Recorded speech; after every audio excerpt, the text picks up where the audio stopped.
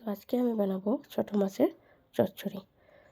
তো ছোটো মাছের চচ্চড়ি বানানোর জন্য আমি মাছটা আগে ধুয়ে রেখে দিয়েছিলাম। তো এখন আমি কড়াই একটা নিয়েছি, এখানে আমি কাঁচা লঙ্কা আর পেঁয়াজ দিলাম। এখন এই কাঁচা লঙ্কা আর পেঁয়াজটা ভালোভাবে হাত দিয়ে মেখে নেব।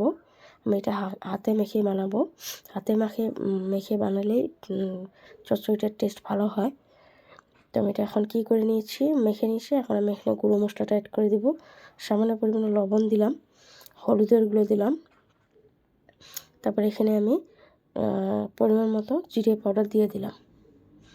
তারপরে এখানে আমি পোস্তদানা আর কাঁচা লঙ্কা বাটা দিয়ে দিলাম, যাতে টেস্টটা ভালো হয়, ফ্লেভারটা ভালো আসে। তো এখন সবগুলো ভালোভাবে মিক্স করে নেব আমি। পেঁয়াজ মরিচের সঙ্গে মশলাটা ভালোভাবে মিক্স করে নিলাম। এখন আমি এখানে দিয়ে দিলাম কুচি করে রাখা ধনেপাতা।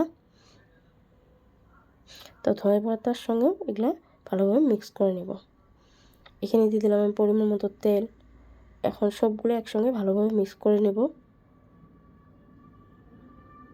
যত ভালোভাবে মিক্স করবেন তরকারির টেস্টটা তত ভালো হবে। দেখেন আমার মাখা একদম রেডি হয়ে গেছে। তো এখানে আমি এখানে মাছগুলো দিয়ে দিলাম। মাছটা মাখার পর আমি পরিমাণ মতো জল দিয়ে দিয়েছি। এখন আমি কড়াইটা গ্যাসে বসিয়ে দেব। গ্যাসে বসিয়ে দিলাম। এখন আমি এখানে গ্যাসটা অন করে দিলাম। এখন 5 মিনিট পরে আমার তরকারি 50% রেডি হয়ে গেছে। আর 5 মিনিট পরে 6 মিনিট রাখলে আমার তরকারি একদম পুরো রেডি হয়ে যাবে। দেখেন 5 মিনিট পরে আমার তরকারি একদম রেডি হয়ে গেছে। আমি এখন গ্যাসের ফ্লেমটা অফ করে দেব। আপনারা বাড়িতে একবার ট্রাই করে দেখবেন। হাতে মাখা চচ্চড়ি খেতে টেস্ট লাগে।